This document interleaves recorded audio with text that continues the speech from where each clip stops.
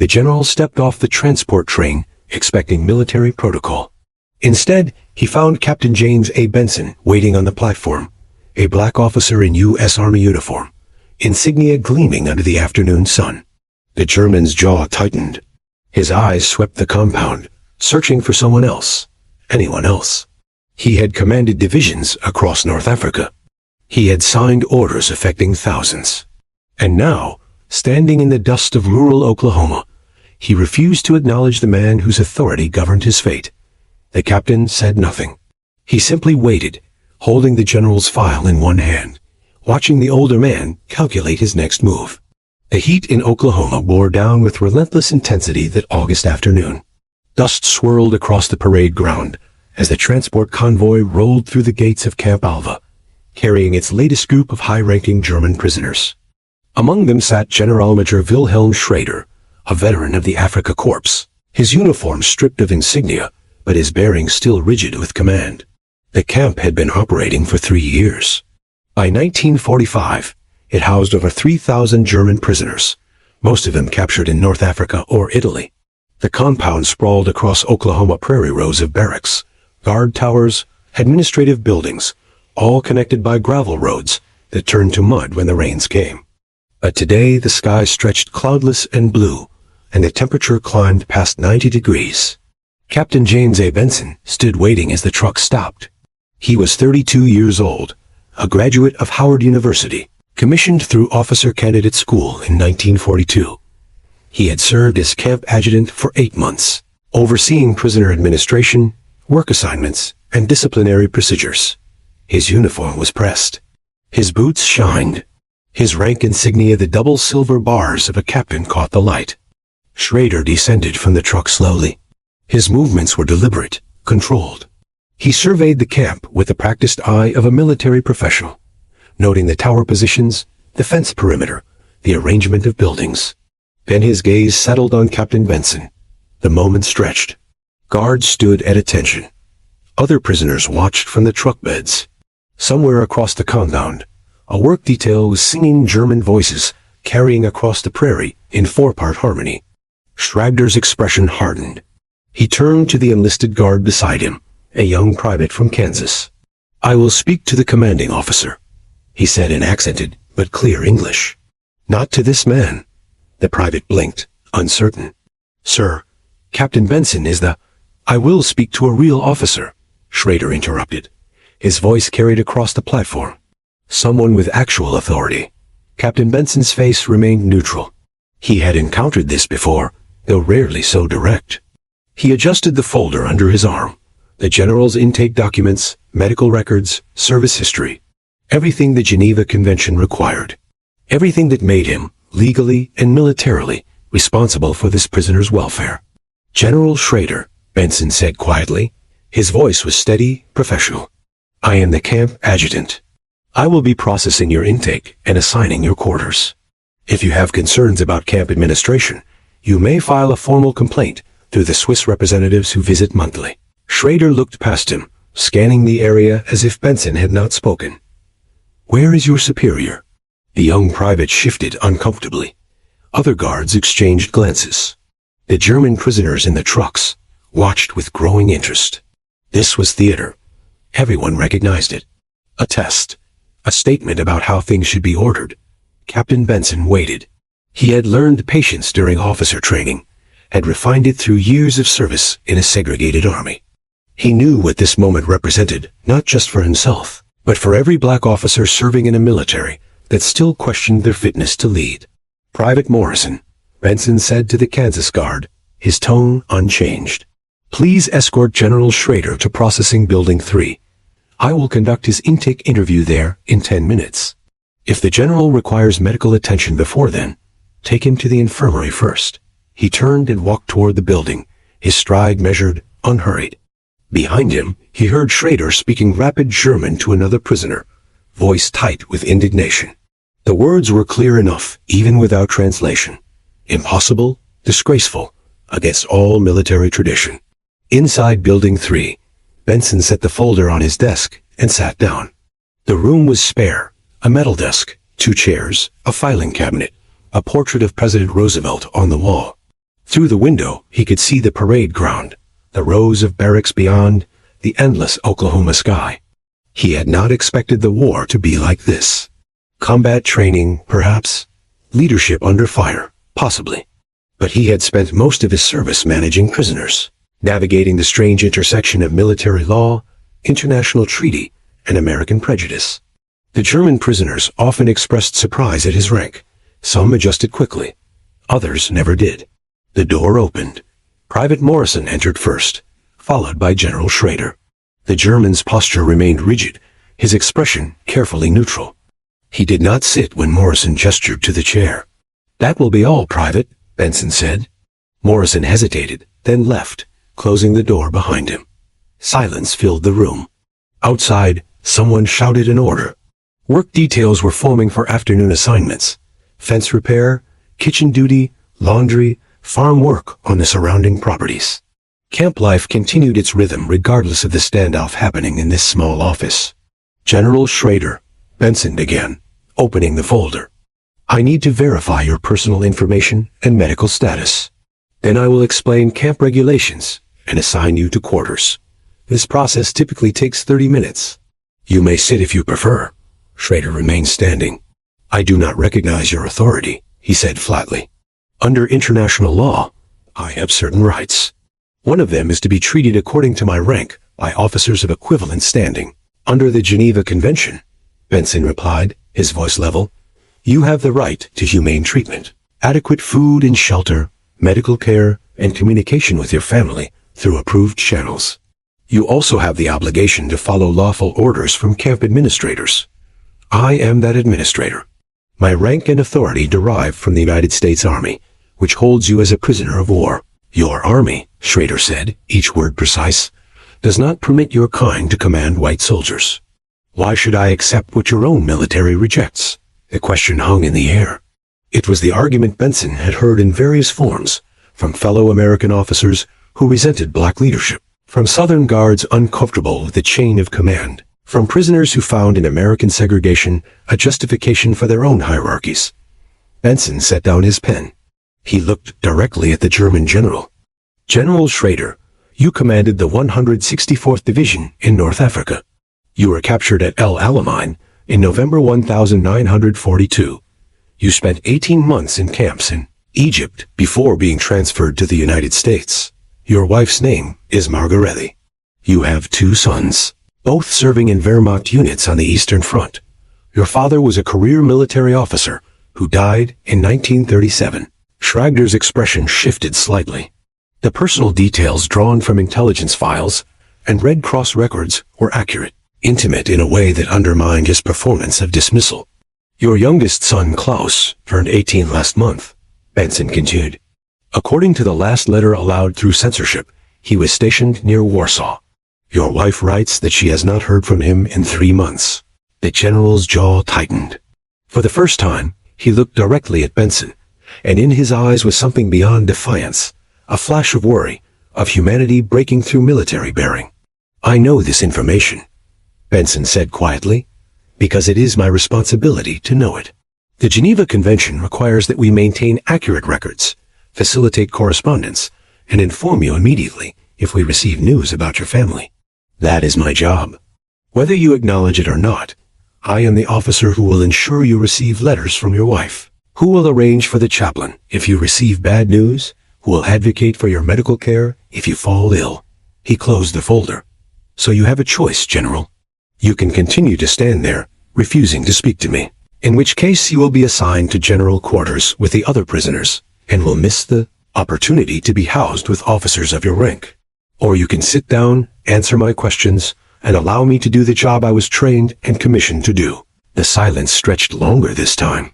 Outside, the singing had stopped. Work details were moving out, boots crunching on gravel, voices calling instructions in English and German. Schrader looked at the chair, then at Benson. Then, slowly, he sat. "Your medical status," Benson said, reopening the folder. "The records show treatment for dysentery in Egypt. Any recurring symptoms?" "No," Schrader said, the word barely audible. "Injuries requiring ongoing care?" "A shoulder wound from shrapnel. It causes stiffness in cold weather." I'll note that for winter housing assignments. Benson made a notation. Dietary restrictions? None. They continued through the intake process. Schrader answered questions. His responses clipped, but complete. The tension in the room shifted, not dissolving, but transforming into something different, a kind of professional détente between captor and captive, both men performing roles within a system larger than their personal beliefs. When the paperwork was complete, Benson stood. You will be housed in Barracks 7 with other senior officers. The camp commandant will meet with you tomorrow morning to discuss work assignments. Officers are not required to perform manual labor, but many choose to participate in educational programs or administrative tasks. There is a camp library, a theater group, and classes in English and American history. Schrader rose, but did not move toward the door. He seemed to be considering something, his expression thoughtful. Finally, he spoke.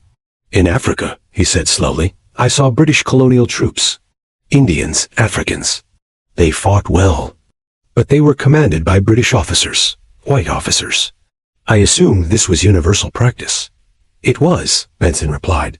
In this army, until recently. Things are changing, slowly. And you believe this is right? This change? Benson considered the question. How to explain to this man, this German general raised in the hierarchies of empire and military tradition, what it meant to serve a country that simultaneously needed his service and questioned his right to give it. How to articulate the strange hope that warfare itself might break down walls that peace had reinforced. I believe, Benson said carefully, that ability matters more than accident of birth. I believe men should be judged by their actions, their competence, their character. The army does not always reflect those beliefs, but it is moving toward them, slowly, imperfectly, but moving nonetheless. Schrader nodded once, a brief acknowledgement that was not quite agreement, but something close to understanding. In Germany, he said, we were told many things about America, about degeneracy, weakness, corruption. We believed we were fighting for civilization against chaos. He paused. I think we were lied to about many things. Yes, Benson said simply. You were. Private Morrison opened the door, ready to escort the general to his barracks. Schrader moved toward it, then stopped. He turned back to Captain Benson.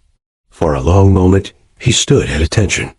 Then, deliberately, he saluted a crisp military gesture, proper and formal, acknowledging rank and authority. Benson returned the salute. No words passed between them. None were needed. Camp Alva operated under a paradox that characterized prisoner of war life throughout the American Southwest. The prisoners lived under armed guard, behind wire fences, their freedom constrained by international law and military necessity. Yet they also worked on farms, attended concerts, organized sports leagues, and in many cases lived better than they had during the final desperate months of the war in Europe. The Geneva Convention established clear rules. Prisoners could not be used for war-related production.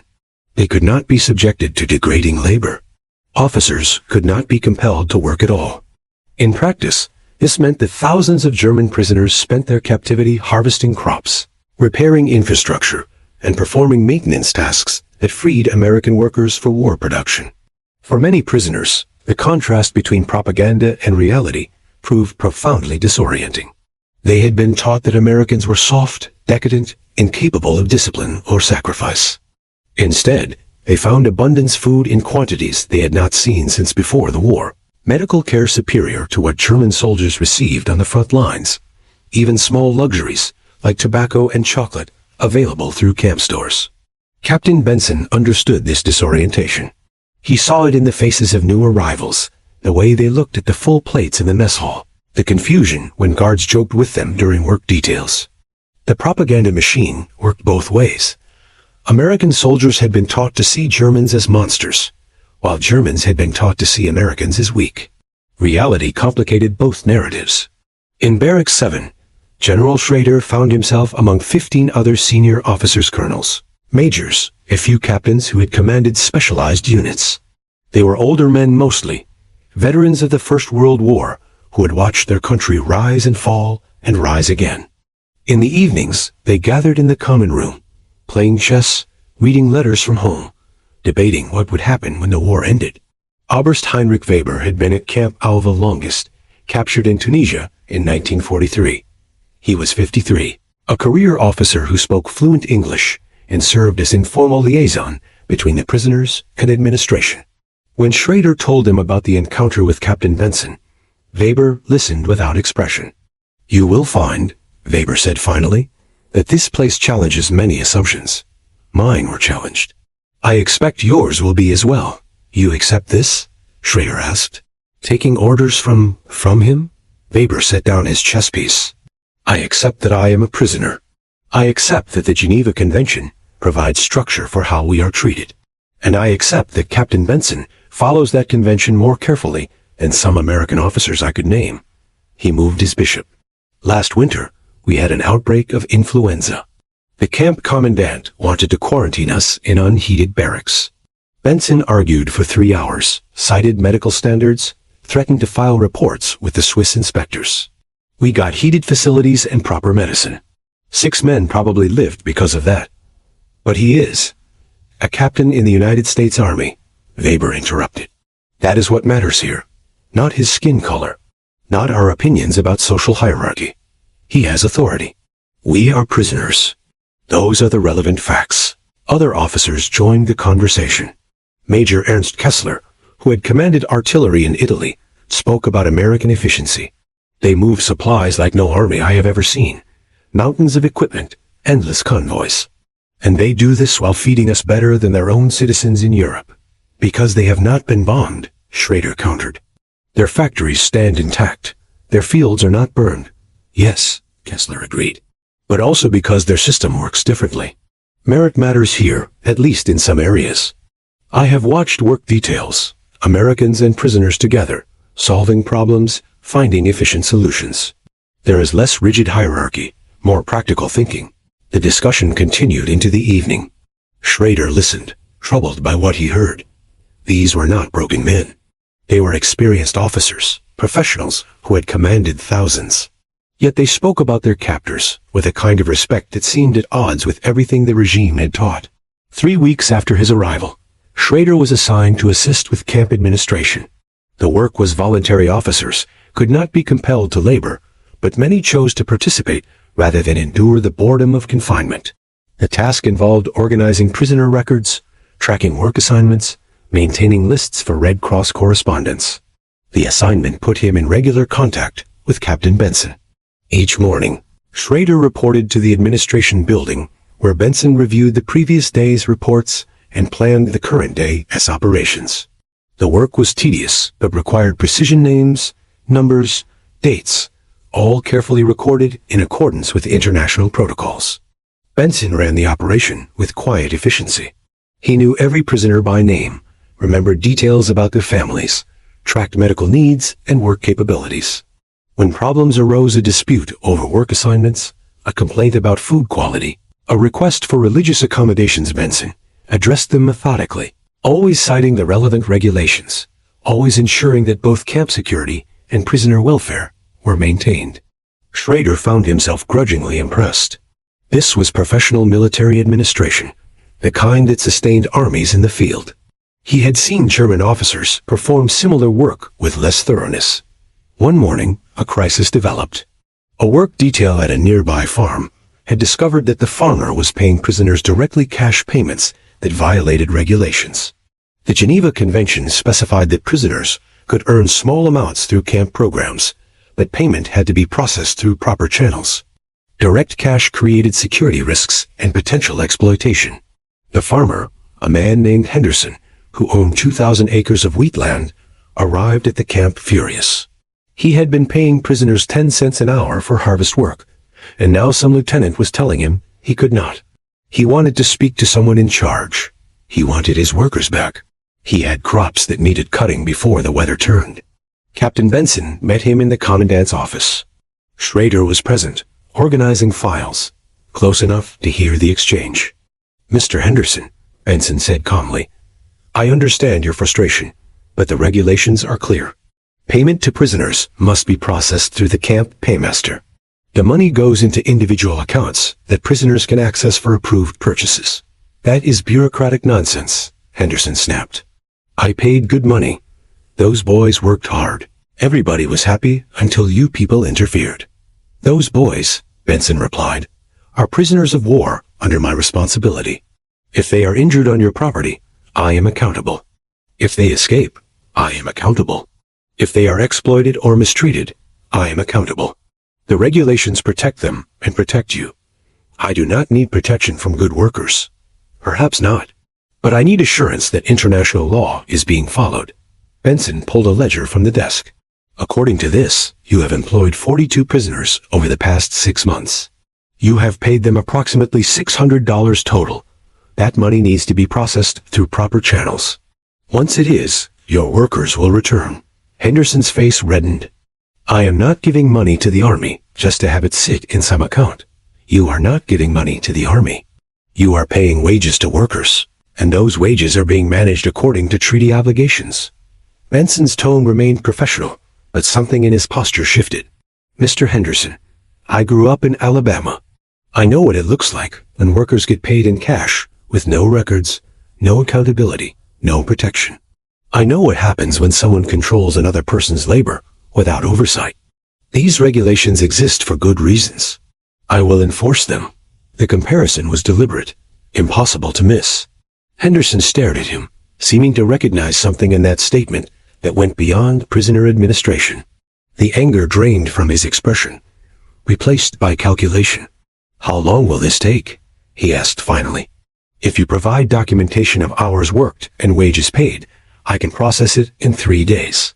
Your work detail can return by Monday. Henderson left without another word. When the door closed, Benson returned to his desk, expression neutral, as if nothing unusual had occurred. Schrader set down the file he had been pretending to organize. He will not comply, he said quietly. Men like that do not surrender control easily. No, Benson agreed. But he will comply because he needs the workers more than he needs the control. And because if he does not, I will revoke his access to camp labor entirely. You have that authority? I have that responsibility. Benson looked up from his paperwork. General, you asked me once about whether I believed the changes in this army were right. I did not fully answer. The truth is, I believe any system built on denying people's humanity eventually destroys itself. Germany taught itself that certain lives did not matter. That hierarchy justified any cruelty. That strength came from domination. Look where that led. Schrader felt something shift inside him.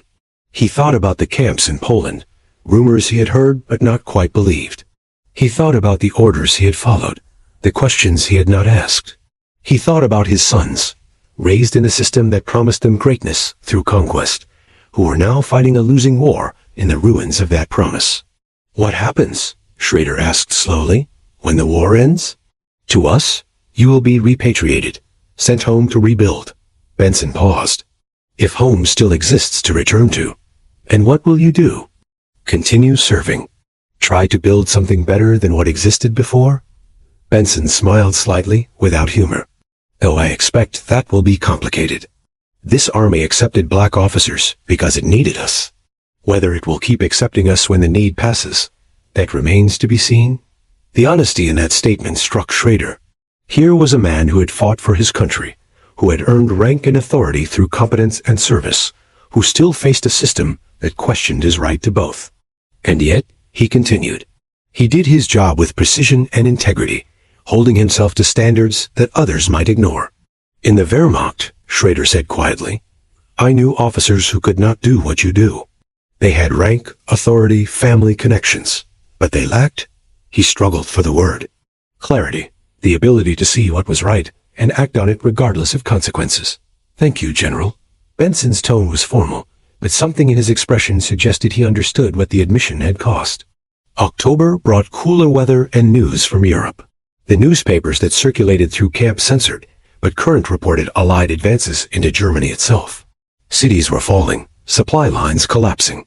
The regime that had promised a 1,000-year empire was crumbling after 12 years. The prisoners reacted with complex emotions. Some remained defiant, insisting that secret weapons would turn the tide. Others quietly acknowledged what everyone could see. The war was lost, had been lost for months, perhaps had never been winnable. The conversations in the barracks grew more somber. less about military strategy and more about what waited at home. In November, General Schrader received news he had been dreading. The letter came through Red Cross channels, already weeks old. His youngest son, Klaus, had been listed as missing near Warsaw. The Eastern Front had collapsed. Entire units had been encircled, captured, or destroyed. Margarethe wrote that she had heard nothing, that the authorities provided no information, that she lived in uncertainty worse than grief. Captain Benson delivered the letter personally. He found Schrader in the library, reading an American history text. The general took the envelope with shaking hands. "I am sorry," Benson said quietly. "If you need time, I can arrange for you to be excused from work detail tomorrow." Schrader nodded, unable to speak. He opened the letter there, reading Margarethe's careful handwriting, seeing between the lines her terror and desperation. Klaus was 18. He had been eager to serve, had believed the propaganda about defending the homeland. Now he was gone, vanished into the chaos of a collapsing front. "My other son," Schrader managed finally, "serves in France. I have not heard from him in 4 months. I will check the prisoner lists," Benson said. "If he was captured by Allied forces, he might be registered in the system. It is not guaranteed, but sometimes we can trace people through the Red Cross network." "Why would you do that?" "Because it is my job. And because you are a father who deserves to know what happened to his children." Schrader looked up at him. This black officer in American uniform, who represented everything the regime had taught him to despise, was offering to search for his missing sons. The absurdity and the mercy of that gesture broke something inside him. "I believed," Schrader said, voice thick, "that we were building something great. A nation reborn, strong, respected. I watched my sons put on uniforms with pride. I told them they were serving history itself." He crumpled the letter in his fist. "What did we serve? What did they die for?"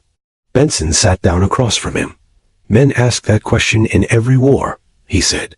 "The answer is usually smaller than the rhetoric suggests. They served because they were told to. They died because old men made decisions that young men paid for. That is the machinery of war, regardless of nation or cause. But this cause was wrong. We can see that now. The camps, the murders, the lies, we were not building greatness. We were building horror." "Yes," Benson agreed.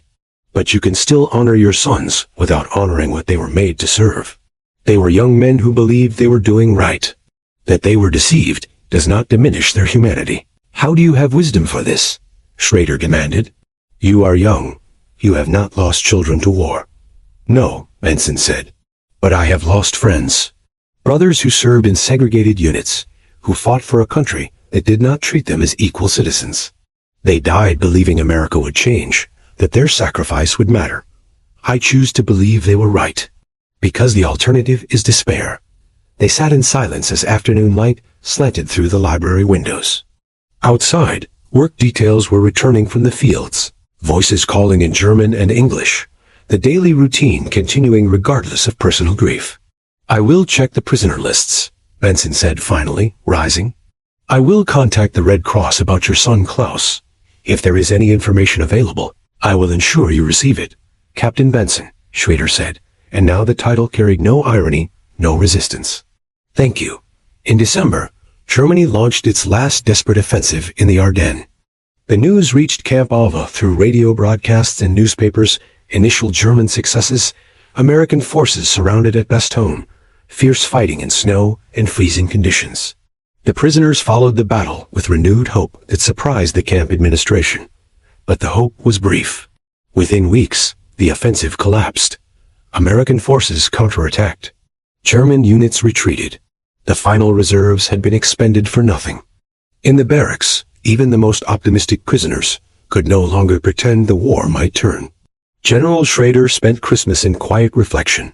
Captain Benson had arranged for a chaplain to conduct services, and the camp kitchen prepared a special meal turkey, potatoes, canned vegetables, even a small amount of beer. The irony was not lost on anyone. They were celebrating the birth of the Prince of Peace, while their homelands continued tearing themselves apart. On Christmas evening, Schrader found Benson in his office, working late on year-end reports. The captain looked up in surprise when the general knocked. "I wanted to thank you," Schrader said. For what you have done. For treating us according to law and dignity when you might have chosen otherwise. Benson set down his pen. It is my duty. It is more than duty. I have seen other camps, heard stories from prisoners transferred here. Some American officers do the minimum required. Some take satisfaction in making us uncomfortable. You have done neither. You have been fair, professional, even kind, when kindness was not required. Kindness costs nothing, Benson replied. And it might maybe help build a different future. Do you believe that is possible? That we can learn from this? I have to believe it is possible. Otherwise, my service means nothing. Benson leaned back in his chair. My grandfather was enslaved. My father grew up under Jim Crow. I wear this uniform despite everything it represents about America's failures. I do that because I believe the country can change, that it must change. That the war itself is forcing change that peacetime never would. And if it does not change, then I will keep pushing, keep serving, keep demanding that America live up to its promises. He smiled slightly. Much like you are learning to accept that competence matters more than prejudice. Schrader nodded slowly. My son Dieter, the one in France, I received word yesterday. He was captured by American forces in November. He is alive in a camp in New Jersey. I wanted you to know. Your search through the Red Cross helped locate him. I am glad, Benson said. And Klaus? Nothing yet. But at least one of my sons will survive this war. That is more than many fathers can say. They talked through the evening. Two officers from opposing sides, bridging the distance between them through simple human conversation. Schrader spoke about his childhood, his father's military career, his decision to serve. Benson described growing up in Alabama, the decision to pursue education, the complicated pride of wearing American uniform while fighting American prejudice. When Schrader finally left, it was past midnight. Snow had begun to fall, covering the camp in white silence. He walked slowly back to his barracks, thinking about the strange turns his life had taken. He had commanded thousands of soldiers. He had fought across North Africa. He had believed in the regime's promises of national greatness. And now he found wisdom from a man his government had taught him to despise, in a camp thousands of miles from home. April 1945 brought news that everyone had expected, but still found shocking. The regime's leadership was dead or captured. Berlin had fallen. German forces were surrendering across Europe. The war that was supposed to last 1,000 years had ended in total defeat after 12 years of brutality. The reaction in Camp Alva was muted. Some prisoners wept. Others maintained stoic silence. A few expressed relief that the dying would finally stop. The camp administration increased security, worried about suicide attempts or desperate violence. But mostly, the prisoners simply waited, uncertain about what would happen next. General Schrader stood on the parade ground as news spread through the compound. Around him, men he had served with, fought beside, trusted with his life. They all faced the same uncertain future. Return to a destroyed homeland. Reconstruction under foreign occupation. Judgment for what they had done or failed to prevent. Captain Benson found him there that evening. They stood side by side, watching the sun set over Oklahoma Prairie, painting the sky in orange and red. What will you do? Benson asked. When you return? Rebuild, Schrader said simply. Help my sons learn to live without war. Try to teach them something better than what I taught them before. And what will you teach them about this place? About your time here? Schrader considered the question. He thought about his arrival, his refusal to acknowledge Benson's authority, the long, slow process of understanding that had followed. He thought about the letter, the Christmas conversation, the countless small interactions that had dismantled his certainties. I will teach them, he said slowly, that the qualities that make a good officer have nothing to do with the color of his skin. That integrity and competence exist across all lines we draw between ourselves. That the regime lied to us about many things, and one of those lies was that certain people were less human than others.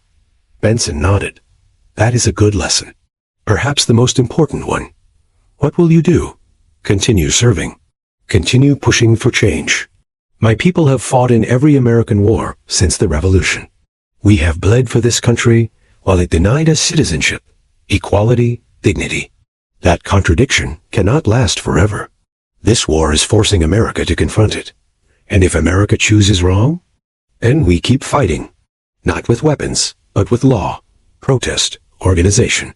We keep demanding what we were promised. Benson looked at the general. You asked me once if I believe the changes were right. I do, but I also know they will not come easily. There will be resistance, setbacks, compromises. Change always meets resistance, but it is coming nonetheless. They stood in comfortable silence as darkness gathered.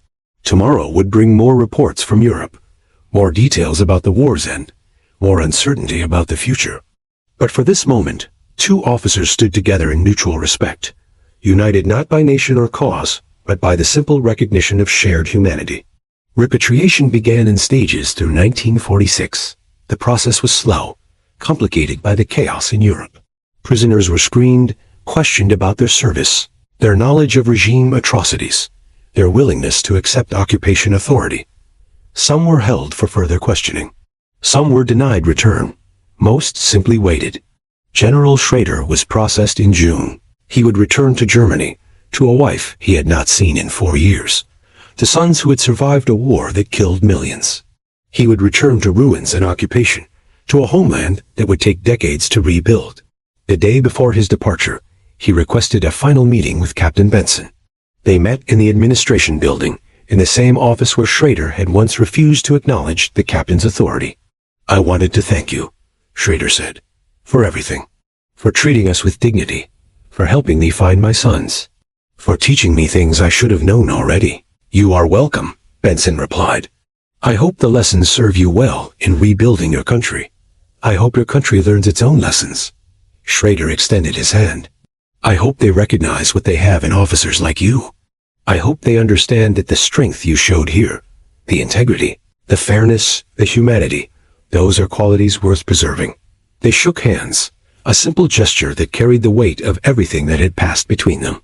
All the resistance, the gradual understanding, the conversations that bridged the gap between enemy and respected adversary.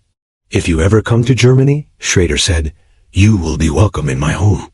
I would be honored to introduce you to my sons, to show them what a real officer looks like, regardless of uniform or nation. Benson smiled.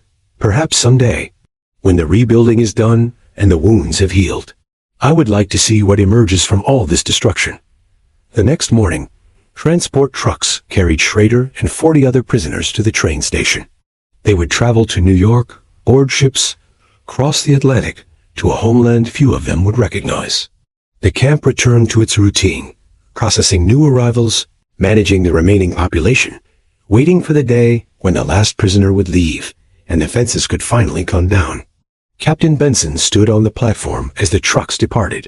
He thought about the general who had refused to salute him, who had learned slowly and grudgingly to see past the lies he had been taught. He thought about the system that had made that learning necessary, both the regime that taught hatred and the American system that tolerated prejudice, even in uniform. The war had ended, but the work of building peace, of dismantling the ideologies that had made the war possible, that work was just beginning. It would require the same qualities. Schrader had finally recognized integrity, fairness, the willingness to judge people by their character rather than their birth. Benson returned to his office. There were reports to file, new prisoners to process, regulations to enforce. The daily work of camp administration continued. But something had changed in those interactions with General Schrader. A small crack had opened in the wall of prejudice, and through it had passed something essential. The recognition that all humans deserve dignity, that competence and character transcended the arbitrary categories used to divide people, that the future might be built on different foundations than the past. It was not enough. One general's transformation did not undo centuries of prejudice. One camp's fair administration did not solve America's racial injustice, but it was something. A seed planted, a possibility demonstrated, a vision of what might be if people chose to see each other clearly. Years later, when historians would examine the prisoner of war camps of World War II, they would find stories like this one scattered throughout the records. Small moments of unexpected human connection. Enemies learning to respect each other. Systems of prejudice confronted by individual acts of integrity. The stories would be footnotes in larger narratives about strategy and diplomacy, victories and defeats. But for the people who lived those moments, they were everything.